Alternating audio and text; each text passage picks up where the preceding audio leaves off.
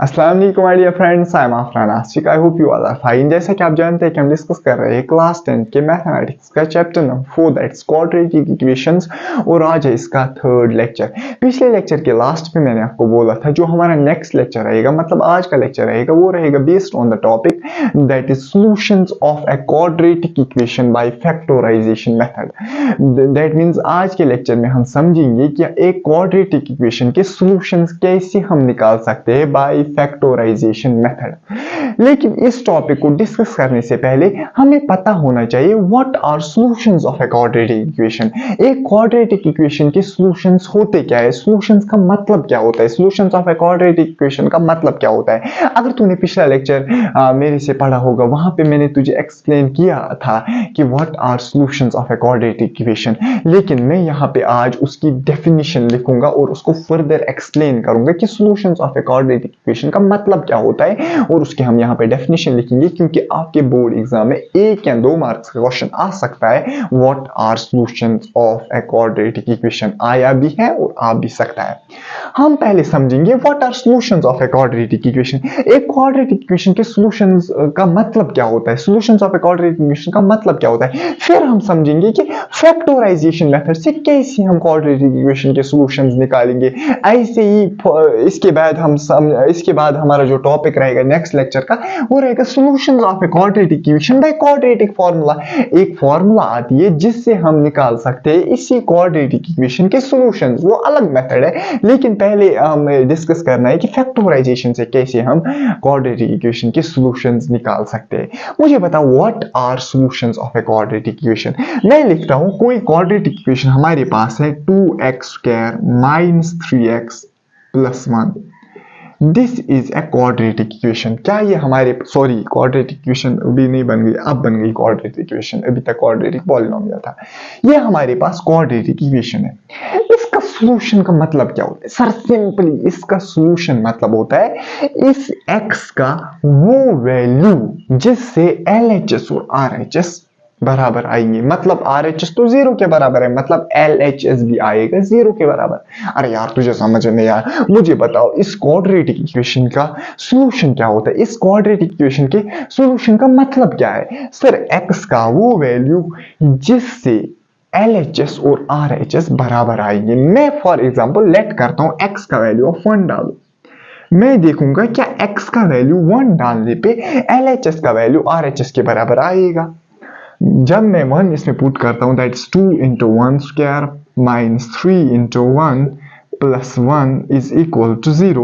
That means 2 - 3 + 1 is equal to 0. That's 2 ये है ना, 2 + 1 क्या है 3, 3 - 3 क्या हुआ 0. That means 0 is equal to 0. That means x का वैल्यू 1 पुट करने पे क्वाड्रेटिक इक्वेशन, ये जो क्वाड्रेटिक इक्वेशन में p of x है इसका वैल्यू आया 0। या तो कह सकता है x का वैल्यू 1 पुट करने पे LHS आया RHS के बराबर। मैं कहता हूँ 1 is the solution of this quadratic equation, या मैं कहता हूं 1 is the root of this quadratic equation। या बता तू solutions या बता तू roots of a quadratic equation। अरे कंफ्यूज नहीं होना, अरे कंफ्यूज नहीं होना। कभी कभार वो बोलेगा what are roots of a quadratic equation, अरे सर कुछ नहीं यही। कभी कभार बोलेगा what are solutions of a quadratic equation। Roots और सॉल्यूशन इनका मतलब एक ही होता है। क्या होता है इनका मतलब? सर वेरिएबल का वो वैल्यू जिससे LHS और RHS बनेंगे बराबर। तुझे समझ नहीं आया? अच्छा मुझे एक बात बताओ, क्वाड्रेटिक इक्वेशन में जो ये p of x होता है what's it? Sir it is a quadratic polynomial. अरे बोला था ना पहले ही लेक्चर में, क्वाड्रेटिक इक्वेशन में जो p of x होता है that is a quadratic polynomial. अरे जरा मुझे बता, ये क्वाड्रेटिक पॉलिनोमियल के लिए हम एक टर्म डिफाइन करते थे, जनरल पॉलिनोमियल के लिए हम डिफाइन करते थे जीरो ऑफ ए पॉलिनोमियल। मुझे बताओ क्या तुझे नहीं लग रहा है कि इस क्वाड्रेटिक पॉलिनोमियल के जो जीरोस होंगे वही होंगे इस क्वाड्रेटिक इक्वेशन के रूट्स या सॉल्यूशंस? तुझे समझ नहीं आया? इंपॉर्टेंट पॉइंट जो तुझे कल पूछा जा सकता है, मुझे बताओ जो ये क्वाड्रेटिक पॉलिनोमियल है, इस क्वाड्रेटिक इक्वेशन में कंफ्यूज नहीं होना है। क्वाड्रेटिक पॉलिनोमियल सिर्फ इतना है, क्वाड्रेटिक इक्वेशन पूरी इतनी है। हालांकि अगर तूने मेरा पहला लेक्चर देखा होगा तो तू कंफ्यूज नहीं होगा। मैंने कहा आपको इस क्वाड्रेटिक पॉलिनोमियल के जो जीरोस होंगे वही होंगे क्वाड्रेटिक इक्वेशन के रूट्स। तुझे समझ नहीं, या क्वाड्रेटिक इक्वेशन के सॉल्यूशंस। अरे तुझे समझ सर क्यों? सर क्योंकि हम रूट्स क्या होते हैं, मुझे पता रूट्स क्या होते हैं क्वाड्रेटिक इक्वेशन के। सर p ऑफ x जो पॉलिनोमियल है इसके वो वैल्यू जिस पे LHS आएगा बराबर RHS। What are zeros of a quadratic polynomial? Sir x का वो वैल्यू जिस पे जो पॉलिनोमियल का वैल्यू आएगा 0 के बराबर। अरे ये तो एक ही बात है ना। तुझे समझ नहीं आया? अरे यार मैं कह रहा हूं कि roots of a quadratic equation या solutions of a quadratic equation क्या होते हैं? सर x का वो वैल्यू p ऑफ x जो पॉलिनोमियल इन x है उसमें x का वो वैल्यू जिस पे जो LHS और RHS बराबर आएंगे, मतलब LHS आएगा 0 के बराबर क्योंकि RHS है 0 के बराबर। मुझे बताओ 0 ऑफ p ऑफ x क्या होता है? 0 ऑफ द क्वाड्रेटिक पॉलिनोमियल, क्योंकि p ऑफ x यहाँ पे क्वाड्रेटिक इक्वेशन में क्वाड्रेटिक पॉलिनोमियल होता है। 0 of quadratic polynomial is nothing, it is the value of the variable in which, मतलब वैल्यू ऑफ द वेरिएबल जिसके डालने पे जो p ऑफ x है उसका वैल्यू बन जाता है 0। लेकिन zeros of a quadratic equation is nothing, it is the solutions of the what we call as मैंने क्या बोला? मैंने कहा कि जो जीरोस हैं क्वाड्रेटिक पॉलिनोमियल के वही हैं सॉल्यूशंस क्वाड्रेटिक इक्वेशन के। तुझे समझ नहीं आया? अरे यार सर आपने तो ट्रिक बता दी। आज से अगर तुझे कभी भी फॉर एग्जांपल इस क्वाड्रेटिक इक्वेशन के रूट्स निकालने होंगे, अगर तूने पॉलिनोमियल चैप्टर अच्छे से पढ़ा है तू पहचानेगा इसको, ये है ना क्वाड्रेटिक पॉलिनोमियल, इसके दो जीरोस निकाल जिसमें तू माहिर है। अरे यार वही दो होंगे, वही दो जो जीरोस इसके क्वाड्रेटिक पॉलिनोमियल के वही दो होंगे रूट्स इस क्वाड्रेटिक इक्वेशन के। ऑब्जेक्टिव टाइप क्वेश्चन तुझसे पूछा जा सकता है, इसलिए मैं यहाँ स्टार मार्क करके लिखूंगा।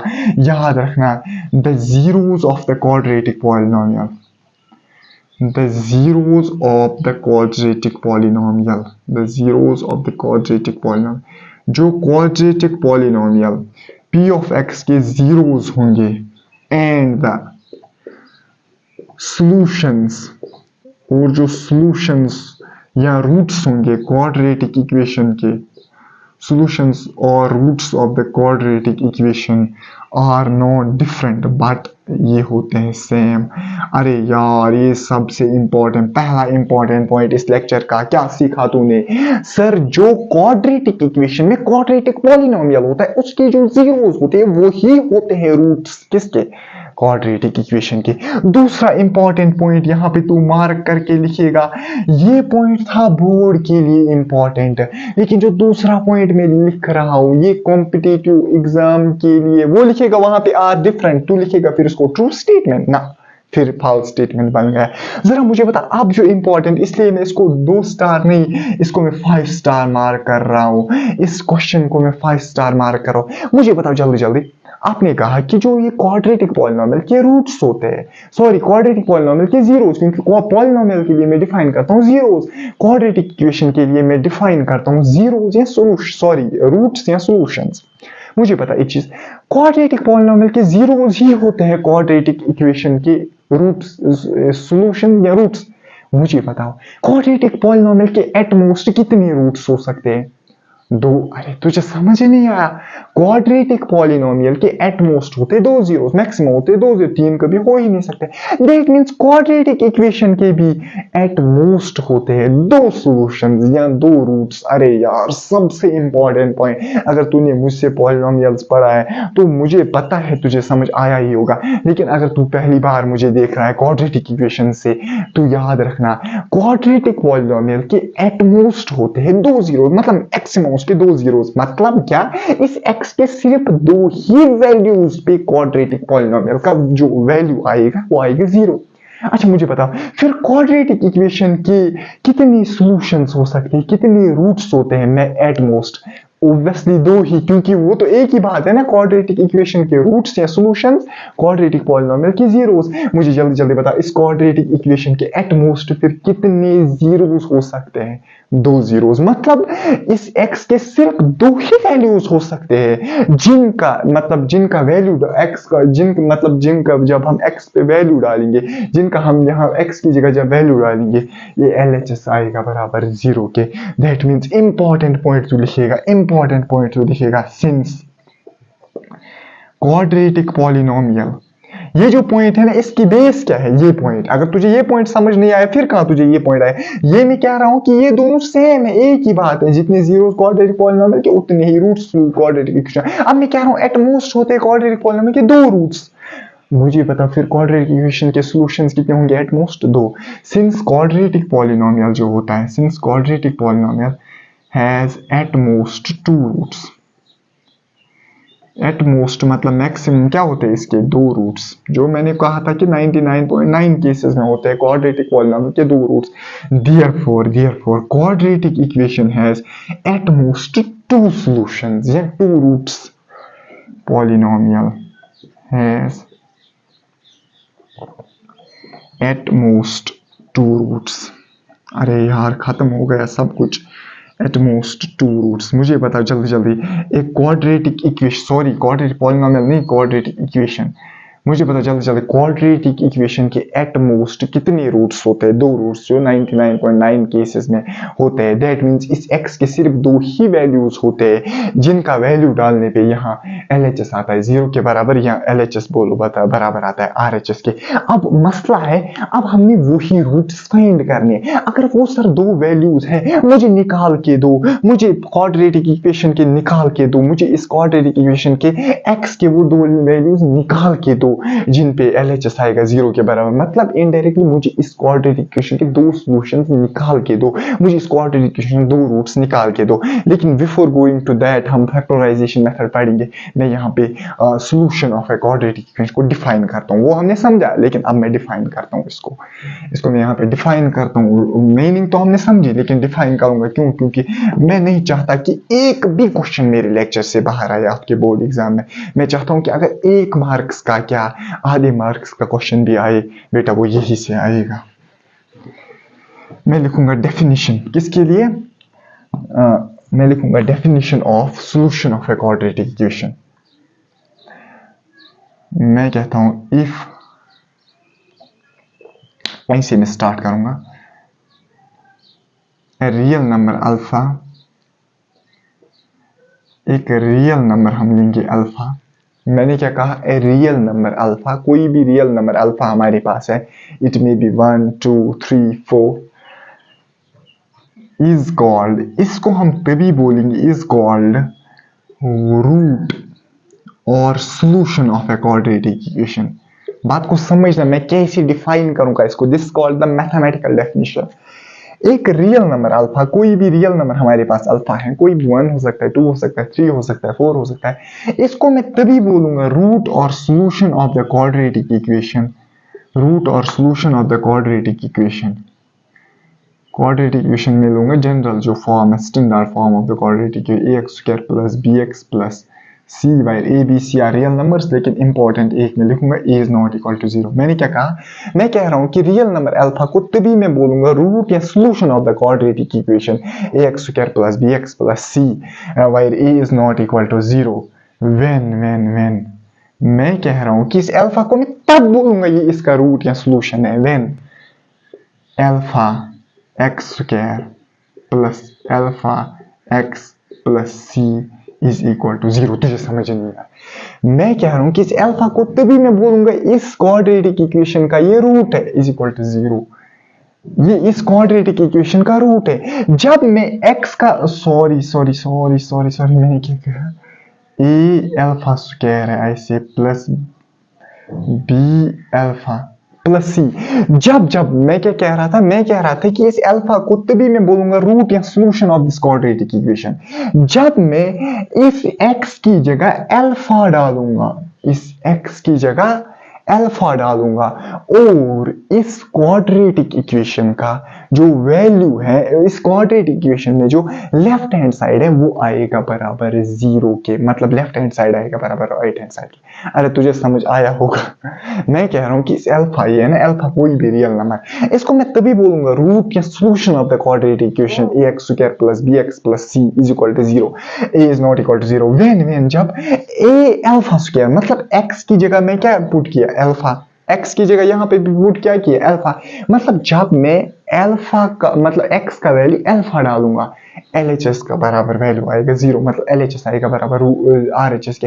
अभी मैं बोल रहा था ना वही, जब मैंने क्वाड्रेटिक इक्वेशन की एग्जांपल, अरे यार इससे समझ तू एग्जांपल से बेहतर समझता है, 3x + 1, मुझे पता जल्दी = 0, ये हमारे पास क्वाड्रेटिक इक्वेशन है। मैंने कहा x = 1, इसी 1 को मैं मान के चलता हूँ अल्फा, ये हमारे पास अल्फा है। जब मैं इस 1 का वैल्यू इस क्वाड्रेटिक इक्वेशन में जो x है इसके बदले डालता हूँ, मुझे पता LHS का वैल्यू किसके बराबर आता है, 0 के बराबर, मतलब LHS का वैल्यू आता है RHS के बराबर। फिर मैंने कहा था ना वहां पे 1 जो है ये है root of the quadratic equation या solution of the quadratic equation, वही मैं बोल रहा हूँ ना, फिर अल्फा है root of the quadratic equation या solution of the quadratic equation जब x का वैल्यू अल्फा डालने पे। जब यहाँ पे मैंने अल्फा कहाँ पे डाला था, x की जगह, वो IC यहाँ पे भी अल्फा में डालूंगा कहाँ की जगह, अल्फा में कहाँ पे डालूंगा, x की जगह। जब इसका वैल्यू, इसको मैं सिंप्लीफाई करूंगा, इसका वैल्यू आएगा 0, देन मैं कहूंगा what we call alpha is the root of the quadratic equation, या बेहतर प्रॉपर मैथमेटिक्स तरीके से मैं लिखूंगा देन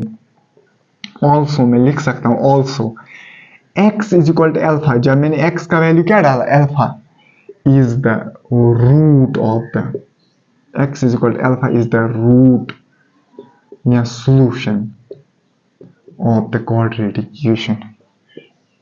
हालांकि एक ही नहीं होगा, अरे यार एक ही होगा ना, मैं रूट डिफाइन कर रहा हूं, यहाँ पे मैं डिफाइन कर रहा हूं, मैं एक को डिफाइन के लिए इस्तेमाल कर रहा हूं, बात को समझना है। मैं कह रहा हूं अल्फा, कोई भी अल्फा को तब मैं बोलूंगा root of the quadratic equation या solution of the quadratic equation जब मैं इस क्वाड्रेटिक इक्वेशन में x की जगह अल्फा डालूंगा, फिर ये जो ये LHS ये आएगा बराबर 0 के, देन मींस उस अल्फा को मैं तब बोलूंगा क्या, root of the quadratic equation. या आल्सो मैं कह सकता हूं x = अल्फा, जब मैंने x का वैल्यू अल्फा डाला, इज द रूट ऑफ या solution of the quadratic equation.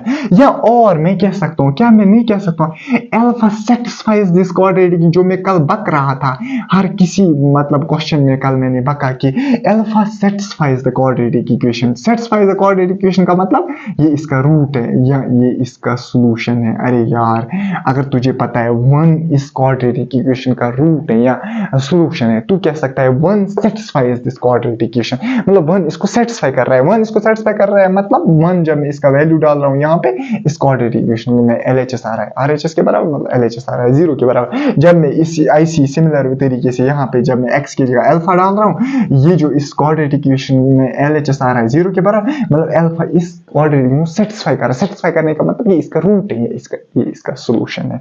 मुझे लगता है बहुत ज्यादा ज्ञान हो गया। अगर मैं इन टर्म्स को डिफाइन करने में, देखो हमारे पास डिफरेंट टाइप्स ऑफ स्टूडेंट्स होते हैं। एक टाइप ऑफ स्टूडेंट होता है जिनका मतलब थोड़ा मैथमेटिक्स फ्रॉम बर्थ होता है थोड़ा सा स्ट्रॉन्ग, उनको थोड़ा सा बोर लगेगा क्योंकि मैं ज्यादा एक्सप्लेन यहाँ पे कर रहा हूँ, मतलब मैं एक एक पॉइंट को 2-2 3-3 बार एक्सप्लेन कर रहा हूँ। उनके लिए एक सॉल्यूशन है, वो देख सकते हैं इस वीडियो को 2x में।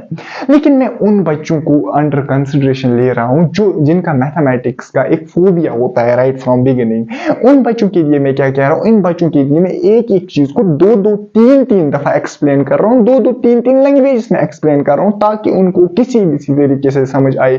क्योंकि मुझे पता है आई हैव बीन स्टूडेंट, क्योंकि मुझे पता है आधे बच्चे ऐसे होते हैं जिनका मैथमेटिक्स का डर होता है। मैं उन्हीं बच्चों के लिए असल में यहाँ पे आया। अब उन बच्चों के लिए कोई सॉल्यूशन नहीं है। अगर मैं तेज पढ़ाऊंगा एक टर्म को एक ही बार डिफाइन करूंगा, अब उन बच्चों के लिए कोई सॉल्यूशन ही नहीं है, वो देख ही नहीं सकते। मतलब आप बच्चों के लिए सॉल्यूशन है, आप 2x पे देख सकते हो। अगर मेरे घंटे का लेक्चर है आप उसको 30 मिनट्स में कंप्लीट कर सकते हैं। लेकिन मैं उन बच्चों के लिए ज्यादा समझाने की कोशिश कर रहा हूँ। मैं एक एक पॉइंट मैं अपना 100% दे रहा हूँ समझाने के लिए, मैं अपना बेस्ट कर रहा हूँ समझाने के लिए। इसलिए मैंने यहाँ पे इस डेफिनेशन में थोड़ा सा टाइम खाया, वरना मैं आपको बोल सकता हूँ मुझे पता है जो अच्छे बच्चे हैं, मतलब जिनका अच्छे बच्चे नहीं है वो भी अच्छे बच्चे हैं, जिनको फॉर एग्जांपल बिगिनिंग से मैथमेटिक्स वीक होता है, हर किसी को अपनी स्ट्रेंथ होती है, वीकनेस होती है, आधों को मैथमेटिक्स से स्ट्रेंथ होती है, उनको later suppose for example English में वीक हो गए या किसी और सब्जेक्ट में वीक होंगे, हालांकि ज्यादा ज्ञान हो गया, मैं उन्हीं बच्चों के लिए ज्यादा कोशिश कर रहा हूँ समझाने की। होप आपने समझा होगा। अगर आप फॉर एग्जांपल ये चीजें थोड़ा मतलब ज्यादा लग रही है बोर, एक ही चीज को सर दो दो तीन तीन बार, अब वही मैं रिपीट कर रहा हूँ दो दो तीन तीन बार, जहाँ पे मुझे लगता है कि बच्चे को प्रॉब्लम होगी, क्योंकि ये मैथमेटिकल डेफिनेशंस थोड़ा सा समझना डिफिकल्ट होता है। इसलिए मैं, हालांकि मुझे बताओ एक चीज, हमें 15 मिनट हो गए नजदीक लेक्चर के, मैंने सिर्फ एक ही टॉपिक अभी तक समझा है कि what is the solution of a quadratic equation, इसका मतलब क्या है, ये अलग लेक्चर कैसे है मतलब फ्रॉम अदर टीचर्स, क्योंकि मैं पहले बेसिक्स पे फोकस करता हूँ, एक्सरसाइज खुद ब खुद सॉल्व हो जाती है, मैं बच्चे को समझाने की कोशिश कर रहा हूँ असल में रूट का मतलब क्या है, असल में सोल्यूशन का मतलब क्या है, आप रटो मत, आप समझो कि सोल्यूशन का मतलब क्या होता है, ये यहाँ पे मेरा मकसद होता है। अब हम क्या करेंगे, अब मैं यहाँ पे जो हमारे पास फैक्टराइजेशन मेथड है इसका थोड़ा एक्सप्लेन करूंगा, कैसे हम रूट सॉल्यूशंस इस क्वाड्रेटिक इक्वेशन के निकाल सकते हैं बाय द फैक्ट। सॉरी ये वीडियो कट हो गया था, मैं क्या आपको बोल रहा था, मैं कह रहा था कि अब हम डिस्कस करेंगे कि कैसे हम इस क्वाड्रेटिक इक्वेशन के सॉल्यूशंस निकालेंगे बाय फैक्टराइजेशन मेथड।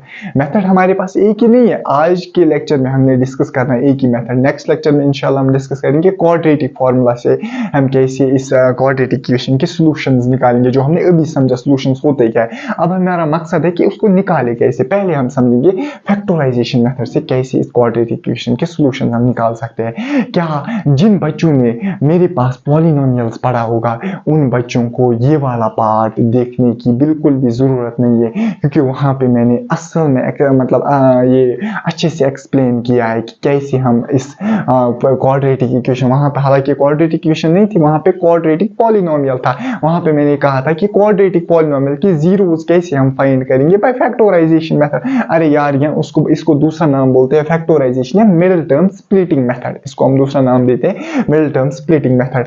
कैसे हम इस, वहां पे मैंने निकाले थे क्वाड्रेटिक पॉलिनोमियल के zeros by middle term splitting method यहाँ पे भी वही है बिल्कुल 100%, जो फैक्टराइजेशन हमने वहां पे किया था यहाँ पे भी वही है, फैक्टराइजेशन सेम तरीका है, मिडिल टर्म स्प्लिटिंग सेम है, मतलब वहां पे हमें मिलते थे zeros of a quadratic polynomial, यहाँ पे जो p ऑफ x जो क्वाड्रेटिक इक्वेशन में होगा उसको हम जब मिडिल टर्म स्प्लिटिंग करेंगे हमें मिलेंगे what we call as zeros of the quadratic equation, sorry zeros या बोले सॉल्यूशंस बोले रूट्स बोले ऑफ द क्वाड्रेटिक इक्वेशन, जो भी आपको मन करे, लेकिन उन बच्चों के लिए बिल्कुल आसानी है, उनको पता होगा फैक्टराइजेशन मेथड से हम कैसे रूट्स निकालते हैं या सॉल्यूशंस निकालते हैं, या ये उनको पता होगा क्वाड्रेटिक पॉलिनोमियल के। अरे यार यहाँ पे भी है ना p of x quadratic polynomial, ये हालांकि क्वाड्रेटिक इक्वेशन होती है of the form of p of x equal to 0, जो ये p ऑफ x है ना क्वाड्रेटिक पॉलिनोमियल, इसी क्वाड्रेटिक पॉलिनोमियल को तुझे मिडिल टर्म स्प्लिटिंग करनी है, वहां पे भी यहाँ पे भी।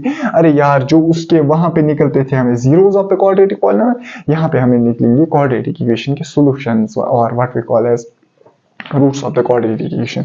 अब हम समझेंगे, पहले मैं एक एग्जांपल आपको यहाँ पे दूंगा कि फैक्टराइजेशन मेथड से हम कैसे सॉल्यूशंस निकालते हैं मिडिल टर्म स्प्लिटिंग मेथड से। सर एक ही क्यों दिखाओगे, अरे यार इसके बाद जो एक्सरसाइज आने वाली है वहां पे लिख के ऊपर फाइंड द सॉल्यूशंस और roots of the quadratic equation by factorization method, अरे यार वहां पे 6 पार्ट्स होंगे, उन 6 पार्ट्स में भी मुझे तो फैक्टराइजेशन ही करनी है, दैट मींस पहले मैं आपको एक टच दूंगा इसका फैक्टराइजेशन मेथड से। अगर हालांकि ये आपने पॉलिनोमियल्स में ही जितना नहीं पढ़ा है, ये आपने ना 8th में पढ़ा है 9th में पढ़ा है, फिर भी मैं एक टच दूंगा। हमारे पास एक क्वाड्रेटिक इक्वेशन है 2x square minus 3x plus 1 is equal to 0। मुझे इस क्वाड्रेटिक इक्वेशन के सॉल्यूशंस निकालने बाय फैक्टराइजेशन मेथड। हम क्या करते हैं, this is ax square plus bx, यहाँ पे b का वैल्यू है -3, इसको मैं लिख सकता हूँ ना plus minus times 3x plus 1, that mean c का वैल्यू है 1 इज इक्वल टू 0। मुझे पता a का वैल्यू क्या है, a का वैल्यू है 2, b का वैल्यू क्या है -3, c का वैल्यू क्या है +1।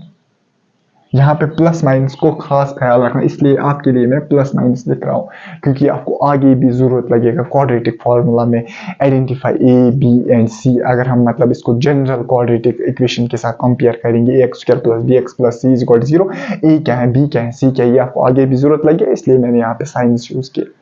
मुझे पता है एक चीज, पहले क्या हम करते हैं, सबसे पहले हम ए और सी को मल्टीप्लाई करते हैं। फर्स्ट जो स्टेप हमारा रहता है that is multiplying a with c. हालांकि ये जो स्टेप है ना मल्टीप्लाइंग ए विथ सी, फिर जो हमारे पास नंबर आएगा उसके फैक्टर्स निकालो, ये स्टेप बिगिनर्स के लिए है, मगर आपके लिए, आपने पहली बार अगर इसको पढ़ा होगा, लेकिन जब इसको विद टाइम आप पे मतलब आपको इस टॉपिक पे थोड़ा सा स्ट्रेंथ आएगा, आपको इस टॉपिक पे होल्ड आएगा, फिर ये ए और सी मल्टीप्लाई नहीं करना है, फिर आपको दो ही कंडीशंस याद रखने, क्वेश्चन हो जाएगा। वो दो कंडीशंस मैं अभी बोलूंगा। तो जरा क्या करना है हमें बिगिनर स्टेज में, सर ए और सी को मल्टीप्लाई करना है, जो नंबर आएगा जरा मुझे बताओ, ए और सी को मल्टीप्लाई करके हमारे पास नंबर क्या आता है 2। अरे यार तुझे समझ नहीं, प्लस 2 इंटू 1 दैट्स 2। हमें गर्ज यहाँ पे साइन के साथ नहीं होता, यहाँ पे जब मैं फैक्टर्स निकालता हूँ, फिर मुझे इस 2 को फैक्टर्स निकालने होते हैं। फैक्टर्स के वक्त मुझे साइन से गर्ज नहीं है, लेकिन उससे पहले मतलब इसके बाद मुझे साइन से गर्ज है, वहां मैं बताऊंगा। इस 2 के फैक्टर्स क्या होते हैं, 2 1 आर, दैट मींस 2 और 1 इस 2 के फैक्टर्स हैं, है ना। अरे यार है ना, 2 और 1, 2 and 1 are the factors of the 2। फिर हमने देखना है इन फैक्टर्स से कैसे मुझे इस मिडिल टर्म को, कैसे मैं इस मिडिल टर्म को स्प्लिट कर सकता हूं। मसला है मिडिल टर्म क्या है, -3x, 3x नहीं, आफरान सर के पास पढ़ने के बाद तू कभी नहीं बोलेगा 3x, -3x को मुझे स्प्लिट करना। मैं समझता हूं कि अगर मैं यहाँ पे इसको लिखूंगा -2x -x, खत्म बात, आया ना, -2x सॉरी -1x, चलो आपके लिए मैं बताता हूँ 1 भी x के साथ, -2x -1x, आया ना 2 भी, आया ना 1 भी, किया ना मैंने इन फैक्टर्स की वजह से इसको सेपरेट, खत्म बात। तुझे समझ लिया, इसको मैं ऐसे लिख सकता हूँ 2x क्या है, -2x -1x +1। जरा मुझे बताओ इसको सेपरेट किया -3x को, -2x -1x 3x, लेकिन कंडीशन है जिन दो चीजों में आपने इसको सेपरेट किया, जो इनका प्रोडक्ट है ना, जो इनका प्रोडक्ट है वो आना चाहिए ए और बी का प्रोडक्ट। ए और बी का प्रोडक्ट क्या है, अरे सॉरी ए और सी का प्रोडक्ट, ए और सी का प्रोडक्ट क्या है 2 इंटू 1 दैट इज, अरे यार 2 इंटू 1 क्या है 2। मुझे पता इन दो का प्रोडक्ट -2 इंटू -1 दैट्स 2 हुआ, एक कंडीशन सेटिस्फाइड। और जो इनका मतलब ये है, मतलब सम या सब्ट्रैक्शन, जिसमें आप स्प्लिट कर सकते हो ऑफ एडिशन में भी, बाय मतलब स्प्लिट आप इसको कर सकते हो by the addition of 2 terms या subtraction of 2 term. -2x -1x -3x आया, दो चीजें बराबर आ गई, मतलब दो चीजें बराबर आ गई ना, -2x -x हुआ ना -3x, और -2 इंटू -1 भी आया, minus what we call -2 into -1 भी आया ना, 2 इंटू 1 दैट्स 2। मतलब इन दोनों का जो प्रोडक्ट आना चाहिए वो आना चाहिए बराबर ए इंटू सी के प्रोडक्ट के। सर आप तो कुछ बोल रहे थे पहले कि हमें फैक्टर्स भी नहीं निकालने, देख कैसे, जब तू थोड़ा सा हायर स्टेज में जाएगा। मुझे पता हमें 2 इंटू 1 क्या है 2, दैट मीन्स किसी भी तरीके से मुझे इस मिडिल टर्म को किसी दो नंबर्स में ऐसे लिखना है कि इनका जो प्रोडक्ट है वो आना चाहिए 2 और इनका जो सम या सब्ट्रैक्शन है वो आना चाहिए -3x। आपको यही दो कंडीशन सेटिस्फाई करानी है, फैक्टर्स निकालो या न निकालो। अब लेकिन आप बिगिनर स्टेज में आपको फैक्टर्स निकालने से आसान होगा कि कैसे हम इसको सिंपलीफाई, क्योंकि फैक्टर्स निकाल से सीधा पता चल जाता है कैसे इसको मैं लिखूंगा। लेकिन जब आप हायर स्टेज में जाओगे आपको सिर्फ फैक्टर्स नहीं निकालने, आपको सीधा देखना है ऐसे 2 कैसे प्रोडक्ट आएगा। अगर मैं हूंगा मैं सीधा बोलूंगा -2x -1 -2 इंटू -1 आएगा 2, -2x -x आएगा 3x। फिर क्या करेगा, फिर आपको पता है यहाँ पे निकलेगा 2 कॉमन और x निकलेगा कॉमन, यहाँ पे बचा x, यहाँ पे बचा -1 माइनस, यहाँ पे क्या निकलेगा इज इक्वल टू 0, में भूल गया था, यहाँ पे निकलेगा 1 कॉमन, यहाँ पे क्या बचेगा x, -1 इंटू x आएगा x, प्लस है ना यहाँ पे ये आएगा minus two minus plus, that is equal to यहाँ पे क्या आएगा 1 आया कॉमन, यहाँ पे क्या निकलेगा 1। अरे तुझे समझ नहीं आया, इज इक्वल टू 0। अरे मुझे पता चल इन दोनों में मैंने 2x कॉमन लिया, यहाँ पे बचा x -1, यहाँ पे मैंने -1 कॉमन लिया, यहाँ पे बचा x -1। मुझे बताओ जल्दी ये जो है ना, मैं लिख सकता हूँ इसको ऐसे, x -1 को मैं कॉमन लिखता हूँ, x -1 है ना, यहाँ पे भी x -1 है ना, यहाँ पे। याद रखना अगर आपको ये टर्म जो ब्रैकेट में है और ये टर्म सेम नहीं आई, इसका मतलब आपने गलत किया, खत्म बात। अगर ये टर्म सेम नहीं आई इसका मतलब आपने गलत किया, मुझे आई सेम मतलब मैंने ठीक किया। x माइनस वन में कॉमन लिखूंगा 2x माइनस वन, यहाँ पे बचेगा 2x, यहाँ पे है minus one is equal to zero. मुझे पता इसका और इसका प्रोडक्ट है जीरो, मैंने बोला था पॉलिनोमियल्स में ये का पॉसिबल है, या तो ये जीरो या तो ये जीरो, इधर मैं लिख सकता हूँ इधर इधर x minus one is equal to zero, और यहाँ मैं लिख सकता हूँ 2x minus one is equal to zero. मुझे पता अगर x minus one zero x आएगा वन के बराबर, अगर 2x माइनस वन जीरो है x आएगा बराबर 1/2, that means x is equal to one and x is equal to 1/2 are the solutions of this quadratic equation. अगर तुझे याद होगा मैंने तुझे पहले ही बोला था वन इसका वैल्यू पुट करो, ये जीरो के बराबर आया, क्या वन ही जितना इसका सोल्यूशन ना 1/2 का वैल्यू भी अगर इस पर पुट करोगे आपको स्टिल LHS आएगा बराबर जीरो के, मतलब ये भी है solution of this quadratic equation. इस क्वाड्रेटिक इक्वेशन के दो सोल्यूशंस कौन कौन भैया, 1 और 1/2, खत्म बात। कैसे हम सॉल्यूशंस निकाल सकते हैं क्वाड्रेटिक इक्वेशन के, बाय किस मेथड, फैक्टोराइजेशन। इसके बाद मैं यहाँ पे लिखूंगा question number 1 of exercise 4.2। Question है सिंपली सॉल्यूशंस फाइंड करो क्वाड्रेटिक इक्वेशन के बाय फैक्टोराइजेशन मेथड, खत्म बात। अगर हम फैक्टोराइजेशन मेथड से सॉल्यूशंस फाइंड करने हैं मिडिल टर्म स्प्लिट, लेकिन इंपॉर्टेंट पॉइंट है अगर एग्जामिनर ने वहां पे वही से बोला ना find the solutions of quadratic equation bye factorisation method, मतलब तुझे मतलब करना ही करना है factorisation method middle term splitting. ये मैं क्यों बोल रहा हूँ, क्योंकि इसके बाद तू पढ़ेगा क्वाड्रेटिक फार्मूला, वो वाला मेथड जो है ना थोड़ा सा इजी है सॉल्यूशंस निकालने के लिए। वहां पे भी तो इस क्वाड्रेटिक इक्वेशन के दो रूट्स निकालता है 1 और 1/2, लेकिन एक सेकंड में। लेकिन अगर वो वहां पे बोल रहा है फैक्टोराइजेशन में, अगर वो जनरली बोल रहा है find the solutions of the quadratic equation, फिर आपकी मर्जी है, तू फैक्टोराइजेशन से फाइंड कर, तू क्वाड्रेटिक फार्मूला से फाइंड कर। वो एक मेथड आता है उसको बोलते हैं कंप्लीटिंग द स्क्वायर मेथड। हालांकि अभी मुझे कंफर्मेशन नहीं है कि वो इस साल के सिलेबस में डिलीट हुआ है कि नहीं, अगर था तो डिस्कस करेंगे, अगर नहीं था तो फिर आपके लिए भी क्यों मैं यहाँ पे बोर मतलब उसको टॉपिक डिस्कस करूँ, क्योंकि जब आपके सिलेबस में नहीं है फिर उसको हम यहाँ पे डिस्कस नहीं करेंगे। तो मैं यहाँ पे आप बोर्ड पे क्वेश्चन लिखता हूँ और उसके बाद हम उस मतलब क्वेश्चन को यहाँ पे सॉल्व करेंगे। इसके बाद है हमारे पास question number 1 of exercise 4.2, find the roots of the following quadratic equations by factorisation. हमारे पास 5 क्वाड्रेटिक इक्वेशंस, इस क्वेश्चन के 5 पार्ट्स हैं, मतलब 5 क्वाड्रेटिक इक्वेशंस हैं हमारे पास, 1 2 3 4, एक को मैंने यहाँ पे 5 लिखा क्योंकि हमें फिर वीडियो कट करना पड़ता है। अगर मैं इन 4 को पहले सॉल्व करूंगा फिर मुझे वीडियो कट करना पड़ेगा, फिर 5वीं प्रॉब्लम लिखनी होगी, इसलिए मैंने पहले ही इसको 5वें पार्ट को लिखा। तो जब हम इसको रब करेंगे फिर 5वें पार्ट को हम यहाँ पे लिखेंगे और इसको सॉल्व करेंगे। दैट मीन्स हमने इन 5 क्वाड्रेटिक इक्वेशंस के रूट्स फाइंड करने हैं या बोलता सॉल्यूशंस फाइंड करने हैं बाय फैक्टराइजेशन मेथड।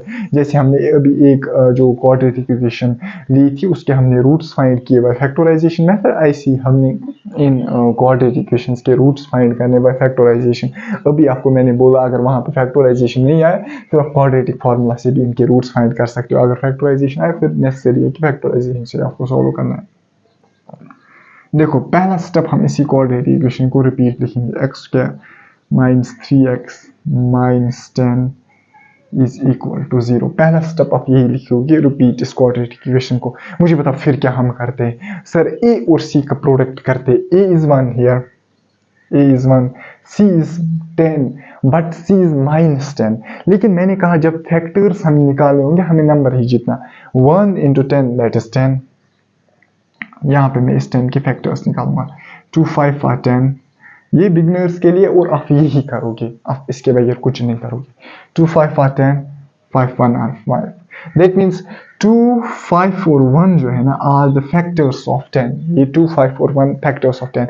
अब इन्हीं फैक्टर्स को थोड़ा सा रीअरेंज करके, थोड़ा सा अरेंज करके इन्हीं का सम या सब्ट्रैक्शन मुझे लिखना है किसके बराबर, सम या सब्ट्रैक्शन मुझे लिखना है किसके बराबर, -3x के बराबर। लेकिन प्रोवाइडेड दैट एक चीज इंपॉर्टेंट, लेकिन प्रोवाइड दैट जब मैं इसको लिखूंगा -3 के बराबर, एक ही कंडीशन नहीं है, दूसरी कंडीशन भी सेटिस्फाई होनी चाहिए। जिन दो चीजों का आपने सम किया या सब्ट्रैक्शन किया, इन दो चीजों का प्रोडक्ट आना चाहिए, ए और सी का प्रोडक्ट, दैट इज 1 into -10। वहां पे आप कंसिडर करोगे -10 नॉट 10, वहां पे उनका प्रोडक्ट आना चाहिए -10।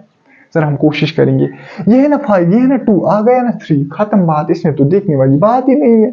मुझे बताओ अगर मैं करूंगा -5x + 2x, आया ना 3x, तो -3x तुझे समझ नहीं आया, मैं इसको ऐसे लिख सकता हूँ ना, मैं लिख सकता हूँ इसको कैन बी रिटन एज, इसको लिख सकता हूँ कैन बी रिटन एज, इसको मैं लिख सकता हूँ, इसको मैं लिख सकता हूँ can be written as, this quadratic equation can be written as, ऐसे मैं लिखूंगा x स्क्वायर, इसको मैं लिखूंगा -5x, इसको मैं लिखूंगा ऐसे +2x -5x -10 अपना ये इज इक्वल टू 0। मैंने मत कोई गलती की, मैंने इस -3x को लिखा +2x -5x -5x +2x क्या है -3x, एक कंडीशन तो सेटिस्फाई हो गई, दूसरी कंडीशन इंपॉर्टेंट है। हालांकि अगर आपने फैक्टर्स में उसको लिया है, दूसरी कंडीशन आपको देखनी ही नहीं है, क्योंकि अगर आपने फैक्टर्स में लिया है दैट इज 25 आ रहा है ना 10, खत्म बात। अगर आपने फैक्टर्स में ही लिया, फैक्टर्स इसलिए बिगिनर्स के लिए इंपॉर्टेंट है, इनको दूसरी कंडीशन देखनी ही नहीं पड़ती है बेटा।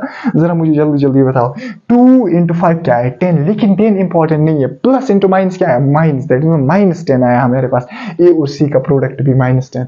अब आपको कोई नहीं रोक सकता इस क्वाड्रेटिक इक्वेशन के रूट्स फाइंड करने में। जरा अब लिख, मुझे बता जल्दी, विच इंप्लाइज टू, एक्स में यहाँ पे कॉमन निकलूंगा, यहाँ लिखूंगा, जरा एक्स यहाँ पे बचेगा प्लस यहाँ पे बचेगा 2, यहाँ पे मैं -5 कॉमन लूंगा, जरा मुझे पता यहाँ पे -5 इंटू एक्स आया -5x, माइनस इंटू प्लस क्या आया माइनस, हमारे पास -5 इंटू 2 क्या आया हमारे पास, that is -10 is equal to 0। ये भी आया यहाँ पे, ये भी आया यहाँ पे कॉमन, दैट इज हमने ठीक किया है। अब इस x + 2 को कॉमन ले, x + 2 को कॉमन लिया, यहाँ पे और क्या बचा x - 5 इज इक्वल टू 0। फिर क्या हम लिखते हैं, इधर इन दोनों का प्रोडक्ट कब पॉसिबल है 0 के बराबर, इधर यहाँ तो x + 2 है बराबर 0 के, और यहाँ मैं लिखूंगा x - 5 है बराबर 0 के, विच इम्प्लाइज मैं लिख सकता हूँ x इज इक्वल टू -2 और x is equal to +5, that means -2, +5 are the roots of, ये रूट्स है किसके, आर रूट्स ऑफ क्वाड्रेटिक, और रूट्स ऑफ सीधा लिखो quadratic equation x square -3x -10 is -10 है कि -5, हाँ -10 इज इक्वल टू 0, खत्म बात। That means x square -3x -10 is equal to 0। इस क्वाड्रेटिक इक्वेशन के ये -2 और +5, ये 5, ये s नहीं है 5 है बेटा, -2 और +5 इस क्वाड्रेटिक इक्वेशन के दो रूट्स है जो हमें निकालने थे। इसके बाद हमारे पास दूसरी क्वाड्रेटिक इक्वेशन है, जरा मैं माइक को चेक करता हूँ, हाँ माइक चल रही है। जरा मुझे बता दूसरी क्वाड्रेटिक इक्वेशन को कैसे सॉल्व करेंगे। पहला स्टेप सर यही, 2x square + x -6 is equal to 0 can be written as, इसको मैं लिख सकता हूँ कैसे, कैन बी रिटन एज, इसको मैं लिख सकता हूँ। जरा जल्दी जल्दी बताओ पहला स्टेप क्या हम करते हैं सर, a और c का प्रोडक्ट, मुझे जल्दी जल्दी बता, a और c का product that is 2 × 6 that is 12। मुझे पता 12 के फैक्टर्स निकालो जल्दी, 12 के फैक्टर्स निकालो जल्दी। अब यहाँ पे -12 इंपॉर्टेंट नहीं है, -12 इंपॉर्टेंट जब हमने प्रोडक्ट करना होता है, अभी फैक्टर्स के लिए 12 इंपॉर्टेंट है। 2 6 आर 12, 2 3 आर 3 1 आर। अब मुझे इनके फैक्टर्स को रीअरेंज करके इस +x साहब को लिखना है। मुझे नजर पड़ती ही, मुझे नजर जब इस पे पड़ी ना, मुझे समझ आया कैसे आएगा, जरा कैसे, यह है ना 3, इसको आप सेपरेट लिखो 3, 2 × 2 क्या है 4, दैट मीन्स इसको 4 को सेपरेट लिखो, 4 अगर मैं लिखूंगा 4 - 3 आएगा ना 1, दैट इज x। तुझे समझ नहीं आया, मैं लिख सकता हूँ ना इसको 4x - 3x आया ना बराबर हमारे पास 1x, वही हुआ ना x आया ना, हमने किया ना इन दोनों को सेपरेट सेपरेट। अब फैक्टर्स, जिस भाई साहब ने फैक्टर्स से 4 और 3 को लाए, क्योंकि मैंने फैक्टर्स से 4 और 3 को लाए, अब दूसरा कंडीशन चेक ही नहीं करना, हमें एक ही कंडीशन चेक करनी है, that's 4x - 3x that is equal to 1x। जरा क्यों नहीं चेक करनी है, क्योंकि सर फैक्टर्स से ले आए, 3 × 4 ऑब्वियसली होगा 12, क्योंकि 12 की फैक्टर्स से हमने निकाला, 3 × 4 क्या है हमारे पास 12। जरा मुझे पता जल्दी जल्दी, हमने -3 लिखना है ना, that is -3 × +4 that is equal to -12। यहाँ पे भी देख -6 × 2 क्या है 12, ऐसे इसको लिख सकते हैं ना। चलो फैक्टर्स को तू रब कर, अगर तू वहां पे एग्जामिनर को लिखेगा भी थोड़ा सा मतलब सेपरेट लिखना है, क्योंकि वहां पे आपकी स्पेस ज्यादा होती है। दैट्स 2x स्क्वायर, इसको मैं लिख सकता हूँ ना ऐसे +4x - 3x। जरा जरा मेरे लिए कंडीशंस देख, दोनों ठीक है, 4x - 3x x। दूसरी कंडीशन 4 × -3 दैट्स -12, 2 × 6 दैट्स -12, खत्म बात। मुझे पता 2 यहाँ पे कॉमन आएगा, x यहाँ पे कॉमन आएगा, यहाँ पे बचा हमारे पास x, 2x इंटू एक्स हुआ एक्स स्क्वायर, प्लस यहाँ पे बचा हमारे पास 2x अगर कॉमन आया, यहाँ पे बचा हमारे पास 2 क्योंकि 2x इंटू 2 होता है 4x। यहाँ पे हमारे पास -3 कॉमन निकलेगा, यहाँ पे हमारे पास x आया -3 इंटू एक्स आया -3x, यहाँ पे हमारे पास माइनस इंटू प्लस आएगा माइनस, दैट्स -3 इंटू 2 आएगा -6 इज इक्वल टू 0। जरा मुझे जल्दी जल्दी बताओ which implies to which implies नहीं भूलने का। 2x माइनस यहाँ पे x प्लस 2, अब तू पहले इसको भी लिख सकता है 2x माइनस 3 और कॉमन क्या आएगा x प्लस 2। अरे यार x प्लस 2 आएगा ना कॉमन, फिर क्या बचा हमारे पास 2x minus 3 is equal to 0। फिर क्या हम करते इधर और बेटा, इधर या तो होगा 2x माइनस 3 हमारे पास 0 के बराबर, और या तो होगा हमारे पास x प्लस 2 0 के बराबर। यही दो बातें है ना। जरा मुझे बता, अगर ये होगा बराबर तो हमारे पास आएगा 2x 3 के बराबर, x आएगा हमारे पास 3/2। अगर हमारे पास x प्लस 2 है दैट मीन्स x आएगा हमारे पास -2, विच इम्प्लाइज टू मैं लिख सकता हूँ 3/2 कामा -2 और रूट्स, ये किसके रूट से, और रूट्स ऑफ, ये रूट से किसके, किस क्वाड्रेटिक इक्वेशन के, 2x square my plus x minus 6 is equal to 0। मतलब रूट्स का मतलब क्या होता है, जब मैं x का वैल्यू 3/2 डालूं या -2 डालूं इस क्वाड्रेटिक इक्वेशन में, जो LHS है वो 0 के बराबर आएगा, या कह सकते हो आप ये जो p ऑफ x है वो 0 के बराबर। इसके बाद है हमारे पास third part of this question, that is √2x square plus 7x plus 5√2 is equal to 0। बेटा रूट देख के डर नहीं जाना, बिल्कुल इजी क्वेश्चन है। जैसे तूने इन पार्ट्स को किया वैसे ही तू इस पार्ट को इजीली करेगा। इसमें एक स्टेप थोड़ा है जिसमें तुझे थोड़ा सा याद रखना पड़ेगा, जिसको तुझे समझना पड़ेगा। बाकी ये जो रूट फूट है बेटा ये कोई टफ पार्ट नहीं है, बिल्कुल ईजी पार्ट है। जरा मुझे बता पहले क्या हम करते हैं, a इंटू सी, मुझे बता a क्या हमारे पास √2 इंटू सी क्या हमारे पास 5√2, √2 into √2 that's 2 into 5 that is 10। खत्म बात। जिस रूट का तुझे डर था वो खत्म हो गया, वो गायब ही हो गया। हमारे पास सिंपल आया क्या 10। फिर क्या हम करते हैं 10 के फैक्टर्स, जरा जल्दी जल्दी बताओ। 2 5 आर 10, 5 1 आर 10। खत्म बात। मुझे पता 10 के फैक्टर्स क्या आया हमारे पास 2 5 और 1। अब हमें 2 5 और 1 को इधर उधर करके सम और सब्ट्रैक्शन ऑफ 2 5 और 1 हमने लिखना है 7। अरे यार इजी है। 2 और 5 का अगर हम लेंगे एडिशन वो क्या आता है 7। खत्म बात। हम लिखेंगे 2x plus 5x that is 7x। और जरा प्रोडक्ट देख, अरे तूने फैक्टर से निकाला है, तुझे तो ये चेक ही नहीं करना है क्योंकि 2 इंटू 5 10 के ही फैक्टर्स है, तो इनका प्रोडक्ट जो आएगा ना वो 10 का ही आएगा। तू लिखता था ना बचपन में 10 इज इक्वल टू इनके फैक्टर्स का 2 इंटू 5 इंटू 1 मतलब प्रोडक्ट ऑफ इट्स फैक्टर्स। वही होता है ना 2 इंटू 5 क्या आएगा 10 के बराबर। ये इसका और इसका सम क्या है, इसका और इसका प्रोडक्ट क्या है प्लस 10 के बराबर। और 2 इंटू 5 का ये भी है प्लस ये भी है प्लस, इसका प्रोडक्ट भी आएगा 10 के बराबर। जरा इसको हम ऐसे लिख सकते हैं ना, इस फैक्टर्स को मैं साथ साथ रब इसलिए कर रहा हूँ स्पेस नहीं है, वरना मैं रखता है इसको √2x स्क्वायर प्लस 7x को पहले स्टेप यही plus 7x plus 5√2 is equal to 0, which implies to √2 can be written as, इसको हम लिख सकते हैं कैन बी रिटन एज, इसको मैं लिख सकता हूँ √2x स्क्वायर प्लस इसको मैं लिखूंगा 2x प्लस इसको मैं लिखूंगा 5x plus 5√2 is equal to 0। याद रखना ये जो आप स्प्लिट कर रहे हो ना, मतलब जिसमें आपको कॉमन निकलेगा ना उसको आप उसी साइड में रखते हो। हालांकि आपको समझ आया होगा यही है ना 4 माइनस 3, 4 2 के साथ कॉमन निकलेगा एज 2, 3 6 के साथ कॉमन निकलेगा क्योंकि 3 और 6 है ना, 3 1 और 3 3 2 और 3। आपको इसको ऐसे ही रखना होता है। यहाँ पे भी जैसे मैंने 2 रखा पहले 5 रखा बाद में, वरना मैं इसको -5x प्लस 2 भी रख सकता था लेकिन उस वक्त डिफिकल्टी होती। 2 इसलिए मैंने 5 इसलिए मैंने बाद में रखा क्योंकि 5 1 और 5 5 2 और 2 10 दैट यहाँ पे 5 कॉमन निकलेगा। ऐसे ही कॉमन देख के ये निकाल दे। वैसे मुझे लगता है ये इस बात तो समझानी नहीं पड़नी चाहिए क्योंकि ये तो कॉमन सेंस है। विच इम्प्लाइज टू मैं लिख सकता हूँ ना। अब मसला है यहाँ यही स्टेप है जो ये रूट वाला क्वेश्चन है, इसमें एक ही स्टेप है जो समझने लायक है, वो है ये स्टेप। यहाँ पे बहुत सारे बच्चे सिर्फ x को कॉमन लेते हैं, सिर्फ x को कॉमन नहीं लेना है। यहाँ पे मैं कॉमन लूंगा √2x। सर आपने तो मैथमेटिक्स को ही वायलेट कर दिया, यहाँ पे कहाँ है √2, आपने तो √x, अरे मैंने वायलेट नहीं किया, देख तू कैसे। √2x को मैंने कॉमन लिया, यहाँ पे क्या बचा x यहाँ है प्लस, मुझे पता 2x, यहाँ पे तो √2x है ही नहीं, यहाँ पे तो x चलो निकाला आपने कॉमन, लेकिन √2 कहाँ पे आप कॉमन निकालो। मैं इस 2 को लिख सकता था ना √2 इंटू √2, खत्म बात। अरे यार इस 2x है ना, इसको मैं लिख सकता था √2 इंटू √2 इंटू √2 हुआ ना, बट वी कॉल एज इसको क्या बोलते हैं 2, that means √2x into √2x, इसको सॉरी √2 इंटू √2 में इसको लिख सकता ना, √2 इंटू √2 इज 2। अगर मैंने एक √2 बाहर निकाला, यहाँ पे कॉमन निकाला और x भी बाहर निकाला, अंदर बचा एक √2, खत्म बात। 2 को मैंने लिखा as the product of √2 into √2। अरे यार लिख सकता हूँ ना, मैथमेटिक्स इजाजत देता है ना। चलो आपके लिए मैं वो स्टेप भी लिखता हूँ बेटा, आप क्यों नाराज हो जाओगी। मैं लिखूंगा विच इम्प्लाइज टू √2x को मैंने ऐसे ही लिखना है। मैं इस प्लस 2x को लिखूंगा √2 इंटू √2x। x 2 बार नहीं लिखना है, फिर x स्क्वायर आ जाएगा।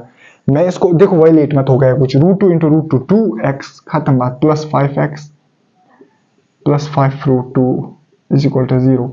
अरे यार विच इम्प्लाइज टू, यहाँ पे √2 आएगा ना कॉमन, यहाँ पे √2x आएगा ना कॉमन, यहाँ पे क्या बचा x, प्लस यहाँ पे क्या बचा, एक √2 आया कॉमन, यहाँ पे बचा एक √2x भी आया ना कॉमन, यहाँ पे प्लस 5 आएगा कॉमन, यहाँ पे बचेगा x, प्लस यहाँ पे 5 आएगा कॉमन, यहाँ पे बचेगा √2 इज इक्वल टू 0। अब देख हमने ठीक किया ना, x प्लस √2 x प्लस √2। अरे यार ये सब स्टेप था जो समझना था तुझे, सिंपली यहाँ पे 2 को लिखना है √2 इंटू √2। अब मैंने तेरे लिए एक्स्ट्रा स्टेप भी लिखा, 2 को लिखा मैंने √2 इंटू √2, x को रखा अपनी जगह, विच इम्प्लाइज टू मैं लिख सकता हूँ यहाँ पे √2x plus 5 into x plus √2 is equal to 0, which implies to either मैं लिख सकता हूँ either या तो बराबर होगा √2x plus 5 is equal to 0 और होगा बराबर x plus √2 is equal to 0, which implies to मैं लिख सकता हूँ x होगा बराबर, यह है ना -5 डिवाइडेड बाई √2, तुझे समझ नहीं आया,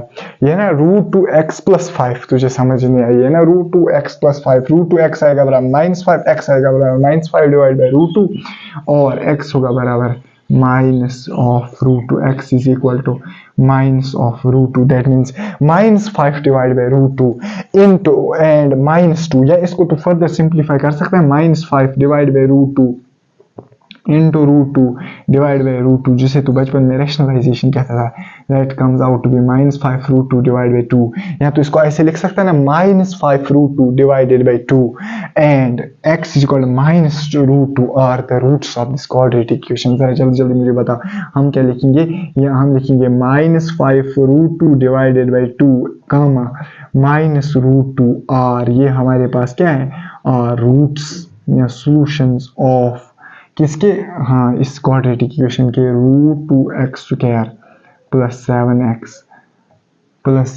plus 5 √2 is equal to 0, 5 √2 is equal to 0। इस क्वाड्रेटिक इक्वेशन के जो दो रूट्स है, that is -5 √2 -5 √2 divide by 2 comma -√2 are the roots of this quadratic equation. खत्म हो गया ये क्वेश्चन भी। इसके बाद मैं इनको रब करता हूँ, यहाँ पे मैं लिखता हूँ फोर्थ पार्ट, चूंकि मैंने लिखा था पहले ही फोर्थ पार्ट लेकिन जगह नहीं बची, इसलिए मैं यहाँ पे लिखूंगा fourth part. First I have to check mic चल रही है। फोर्थ पार्ट क्या है हमारे पास, फोर्थ पार्ट है हमारे पास 2x² minus x plus 1/8 is equal to 0। इस पार्ट को डिस्कस करने से पहले इस पार्ट के बारे में मैं आपको एक फैक्ट बताना चाहता हूँ। मैं जब क्लास 8th में था, हमारे 8th में बोर्ड एग्जाम्स होते हैं, और हमें जब मैथ का एग्जाम था, जो फैक्टराइजेशन चैप्टर है क्लास 8 में, chapter number 13 I think class 8 में, वहां से क्वेश्चन आया था ये, और हमने बताने थे इसी मतलब बाय फैक्टराइजेशन मेथड या बाय मिडिल टर्म स्प्लिटिंग हमें इसी इक्वेशन के दो रूट्स फाइंड करने थे। ये मैं आपको रियलिटी बेस्ड फैक्ट बता रहा हूँ, हमने इस क्वाड्रेटिक इक्वेशन के दो रूट्स फाइंड करने थे। अब मैं मैथ्स में अच्छा था, मुझे सब क्वाड्रेटिक इक्वेशन के रूट्स निकालने आते थे, लेकिन मुझे a इंटू सी जो प्रोडक्ट मैंने किया ना, मैंने फिर बहुत कोशिश की जब मैंने a into C product find करने की, लेकिन मुझे इसका आंसर नहीं मिला, क्योंकि अगर आप यहाँ पे a इंटू सी प्रोडक्ट करोगे you will get 2 divided by 8 that is 1/4। लेकिन 1/4 को फिर लिखना मतलब 1/4 को फिर फैक्टर्स निकालना, फिर इसको लिखना as the sum and product of x, मतलब तकरीबन मैं आपको बता रहा हूँ ये रियलिटी है 16 पेजेस आंसर शीट्स की मैंने ये क्वेश्चन ट्राई किया होगा। मतलब मैंने पेपर पहले ही घंटे में खत्म किया था बाकी पेपर, और ये जो क्वेश्चन था ये मैंने 16 पेजेस पे चेक किया था, लेकिन मुझे ये नहीं आया था। और लास्ट पे मेरे मैथमेटिक्स में थे 8 में 45 मार्क्स और इसके 5 मार्क्स थे, और 5 मार्क्स में मुझे कोई मार्क्स नहीं मिला था। आई वॉज एक्सपेक्टिंग कि एग्जामिनर मेरी जो कोशिश है उसको देख के मुझे मार्क्स देगा, लेकिन उसने नहीं दिए थे, मुझे यही 5 मार्क्स पड़े थे।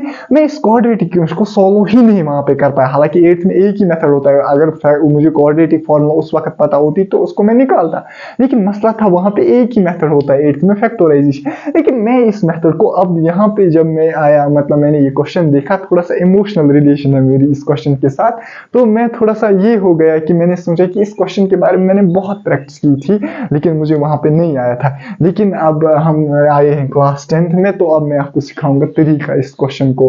क्लास 10th में हालांकि सिखाते ऐसे क्वेश्चन आते, लेकिन क्लास 8th की टेक्स्ट बुक पे ऐसा कोई क्वेश्चन नहीं था फ्रॉम एग्जाम्पल्स टू एक्सरसाइज, वरना मैंने वो किया होता, लेकिन कोई नहीं था ऐसा क्वेश्चन, और एग्जामिनर ने डाला भी था वहां पे क्वेश्चन और मुझे नहीं आया था। अब क्लास 10th में ऐसे क्वेश्चन एक्सरसाइज में दिए, अगर आपको एग्जाम में आएगा तो कोई मतलब ये बड़ी बात नहीं है अगर एग्जाम में भी आएगा, लेकिन हमारे वक्त एक्सरसाइज में भी नहीं था। मुझे लगता है कि बुक सेम है आज भी 8th में ऐसा क्वेश्चन नहीं है। अब देखेंगे आप इसको हम कैसे सॉल्व करते हैं। जब भी ऐसा क्वेश्चन आएगा आप देखोगे C में डिनोमिनेटर हमारे पास है, या B में हमारे पास डिनोमिनेटर है, या A में हमारे पास डिनोमिनेटर है। आप काम क्या करना, जो डिनोमिनेटर है उसी से मल्टीप्लाई करना, इस LHS को भी उसी से मल्टीप्लाई करना RHS को भी। जब तूने LHS को भी कोई नंबर मल्टीप्लाई किया, सेम नंबर RHS को भी मल्टीप्लाई किया, ये कैंसिल हो जाएंगे, तो इक्वेशन आपकी वही रहेगी, मैथमेटिकल वाइलेशन नहीं होगी। यही एक स्टेप था जिसके लिए मैं तरसा वहां पे एग्जाम में तकरीबन 1 घंटे के लिए, लेकिन मुझे ये आइडिया नहीं आया। आ भी कैसे सकता था, क्योंकि मतलब थोड़ा सा हायर कॉन्सेप्ट था उस वक्त, मतलब क्लास 8 के हिसाब से। हम क्या करते, जब भी कोई डिनोमिनेटर में, चाहे यहाँ पे 8 था, चाहे यहाँ पे 8 हो, 1/8x हो यहाँ पे, या 2/4 हो, कुछ भी, उसी नंबर को हम मल्टीप्लाई करते हैं न्यूमरेटर साइड से डिनोमिनेटर साइड से भी। पहले हम लिखेंगे ऐसे 2x² - x + 1/8 is equal to 0 can be written as, हम इसको लिख सकते हैं कैन बी रिटन एज, इसको हम लिख सकते हैं क्या, 2x² - x + 1/8, इसको मैं मल्टीप्लाई करूंगा 8 से, और 0 को भी मल्टीप्लाई में करूंगा। बहुत सारे बच्चे राइट हैंड साइड को मल्टीप्लाई नहीं करते बेटा, ये दोनों साइड को करना पड़ता है, 0 को भी और इसको भी, इसलिए इक्वेशन बैलेंस होगी, 8 कैंसिल होगा, विच इम्प्लाइज टू। जरा मुझे बोलो 8 * 16 मगर x² - 8 × x है 8x, 1 / 8 × 8, 8 कैंसिल होगा, ये आएगा +1 is equal to 0 × 8 that is equal to 0। अब ये हमारे पास बन गई ना क्वाड्रेटिक इक्वेशन, जिसके तू आराम से रूट्स फाइंड कर सकता है, जिसके तू आराम से सॉल्यूशन फाइंड कर सकता है। इसको मैं फिर क्या हम करते हैं, a × b करते हैं, that 16 × 1 that is equal to 16। जब मैं इस 16 के फैक्टर्स निकालूंगा, जरा क्या क्या होते हैं इसके factors, that's 2 × 8 = 16, 2 × 4 = 8, 2 × 2 = 4, that is 2 × 1 = that means 2 raised to power 4 is equal to 16, क्योंकि 2 1 2 2 2 into 2 into 2 into 2 is equal to 16। इसके फैक्टर्स है, that means 2 into 2 sorry 2, 2, 2, 1 are the factors of 16। जरा जल्दी जल्दी मुझे बोल हमें क्या लिखना है, 8x, जल्दी जल्दी बोल मुझे हमें क्या लिखना है, 8x। अरे हो गया खत्म, यहाँ पे 2 2 r 4, यहाँ पे 2 2 r 4, 4 into 4 क्या हुआ 16, आया ना, प्रोडक्ट भी 16। तो ये समझ लिया। हमें क्या लिखना है, +8x के -8 है, हमें लिखना है -8x, मतलब -4x - 4x। अरे तूने फैक्टर से निकाला, दैट मींस तुझे चेक ही नहीं करना है दूसरा स्टेप, तूने पहला स्टेप चेक किया, हाँ -4x 8x हो, दूसरा स्टेप क्यों नहीं चेक करना, क्योंकि आपने फैक्ट -4 × -4 क्या होता है +16, ये है ना 16 × 1 16, वो आपको चेक भी नहीं करना। इसको मैं लिख सकता हूँ which implies to 16x² - 4x + 1 is equal to 0। यहाँ पे मैं कॉमन निकालूंगा, विच इम्प्लाइज टू, एक 4 निकलेगा कॉमन और x निकलेगा कॉमन, दैट मीन्स यहाँ पे बचेगा 4 × 4x that is equal to 4 4 = 16, x × x² - 4x निकला कॉमन, यहाँ पे बचेगा 1, यहाँ पे निकलेगा -1 कॉमन, यहाँ पे क्या बचेगा 4x यहाँ पे है ना plus, that means minus into minus क्या आया +1 इज इक्वल टू 0। हमने ठीक किया 4x minus 1, 4x minus 1, that means which implies to, मैं लिख सकता हूँ 4x माइनस 1। हाँ, यहाँ पे एक इंपॉर्टेंट कॉन्सेप्ट लर्न करेगा, 4x माइनस 1 मैंने कॉमन एक निकाला, लेकिन दूसरा जो बचा वो भी आया 4x minus 1 is equal to 0। फिर क्या हम अपना मेथड लिखते ईदर और, ईदर यहाँ हमारे पास 4x माइनस 1 है 0 के बराबर और 4x माइनस 1 है 0 के बराबर। अपने तरीके से तू करेगा, चाहे ये सेम आए या डिफरेंट आए, अपने विच इम्प्लाइज टू, यहाँ पे भी x तू लिख सकता है बराबर है 1/4 के, कामा यहाँ पे भी x तू लिख सकता है बराबर, और यहाँ पे भी तू x लिखता है बराबर 1/4 के। दैट मीन्स ये एक ऐसी क्वाड्रेटिक इक्वेशन है जिसकी जो दोनों रूट्स है वो बराबर है, और किसके बराबर है, that means this quadratic equation has two equal roots, that is 1/4 comma 1/4, और लिखूंगा मैं therefore 1/4 comma 1/4 are solutions or roots of the quadratic, roots of किस quadratic इक्वेशन के रूट से, that is 2x square minus x plus 1/8 is equal to 0। ये इस quadratic equation के roots हैं, और इस quadratic इक्वेशन के दो इक्वल रूट्स हैं। रिकॉर्डिंग भी चल रही है और वीडियो, हाँ वीडियो भी रिकॉर्ड हो रहा है। इसके बाद हमारे पास this last question of this exercise, जरा मुझे जल्दी जल्दी बताओ ये क्वेश्चन क्या है हमारे पास। वीडियो लेक्चर शायद बहुत लंबा हो गया। Fifth part of this what you call as question, that is 100x square minus 20x plus 1। जरा जल्दी जल्दी मुझे बताओ। अब मैं थक गया बोल बोल के। पहला स्टेप हम क्या लिखेंगे, 100x square minus 20x plus 1 is equal to 0 can be written as. इसको मैं लिख सकता हूँ, कैसे लिख सकता हूँ, कैन बी रिटन एज। जरा जल्दी जल्दी मैं जवाब। पहला स्टेप क्या होता है, 100 इंटू 1 दैट इज प्रोडक्ट करो, दैट इज 100 के फैक्टर्स निकालो, 250 आर 225 आर 25 5 आर 25 5 1 आर। अब हमने क्या निकाला, इन्हीं फैक्टर्स को रीअरेंज करने, हमने 20 लिखना है। अरे मुझे आ गया समझ, कैसे लिखेंगे। अरे यार तुझे आया ही नहीं सब, मैं क्या करूंगा। 5 into 10, 5 into 2 it is 10, 5 into 2 it is 10, 10 और 10 को हम लिख सकते हैं 20 के बराबर। दूसरा स्टेप आपको चेक ही नहीं करना है, क्योंकि आपने फैक्टर से ही निकाला। 2 इंटू 2 इंटू 5 इंटू 5 आएगा ना 100 के बराबर। 2 इंटू 5 क्या है 10, 2 इंटू 5 क्या है 10। यहाँ देख सकता है तू 10 इंटू 10 क्या है 100, क्योंकि तूने फैक्टर से निकाला। दूसरी कंडीशन तुझे चेक ही नहीं करनी है, तो मैं इसको लिख सकता हूँ 100x स्क्वायर। कैसे, ये आप देखोगे कि सर गोली से बता रहा है ऐसे, ये फैक्टर ये आपको प्रैक्टिस से आए। अब मैं यहाँ पे क्या टाइम दूं ज्यादा, आपको लिखना है इन फैक्टर्स को रीअरेंज करके आपको 20x लिखना है। ये आपको खुद सोचना है मैं कैसे करूँ। 5 इंटू 2 दैट्स 10, 5 इंटू 2 दैट्स 10, 10 और 10 को मैं 20 के मतलब 20 लिख सकता हूँ। कैसे, मगर माइनस यहाँ पे मैं लिखूंगा minus 10x plus 1 is equal to 0। जरा क्यों, क्योंकि minus 10x minus 20x minus 10 into minus 10, ये चेक भी नहीं करना है, लेकिन अगर करेगा भी तो माइनस 10 क्या आएगा प्लस 100, दैट्स 100 इंटू 1 क्या आएगा 100। या आपको फैक्टर्स को रीअरेंज करके देखना कैसे आएगा, विच इम्प्लाइज टू। यहाँ पे आएगा 10 कॉमन और x आएगा कॉमन, यहाँ पे बचा 10x हमारे पास, माइनस यहाँ पे आएगा 1, यहाँ पे अभी की तरह माइनस 1 आएगा कॉमन, यहाँ पे आएगा 10x माइनस इंटू माइनस क्या आएगा plus, that is equal to 1 is equal to 0। यहाँ पे हमने 10x माइनस 1 निकला कॉमन, यहाँ पे भी 10x माइनस 1 निकला कॉमन, यहाँ पे बचा बाहर भी माइनस 1, यहाँ पे बचा 10x। अभी की तरह इसकी भी आएंगे सेम रूट्स। यहाँ पे बचा 10x माइनस 1, एक तो कॉमन वाला, दूसरा क्या बचा 10x माइनस 1। अरे यार एक 10x माइनस 1 कौन है, ये 10x minus 1, 10x minus 1 common, दूसरा क्या 10x माइनस 1 ये और 10x और ये माइनस 1 इज इक्वल टू, फिर लिखेगा इधर, फिर लिखेगा 10x minus 1 is equal to 0, यहाँ तो लिखेगा और 10x minus 1 is equal to 0 which implies x is equal to 1/10, और यहाँ पे लिखेगा तो x is equal to 1/10, therefore 1/10 comma तो लिखेगा 1/10 कामा 1/10 और हमारे पास क्या है रूट्स ऑफ, ये रूट्स है किसके, of 100x square minus 20x plus 1 is equal to 0, ये इस क्वाड्रेटिक इक्वेशन के रूट्स हैं। दैट मीन्स हमारे पास जो लास्ट दो क्वाड्रेटिक इक्वेशंस है इनके जो रूट्स हैं वो इक्वल है, they have two equal roots. एक के 1/10 1/10, दूसरे के हैं दूसरे के क्या थे जो भी थे उस दूसरे क्वाड्रेटिक इक्वेशन के, दैट मीन्स 1/4 1/4, इसके 1/10 1/10, that means these are the quadratic equation which have two equal roots.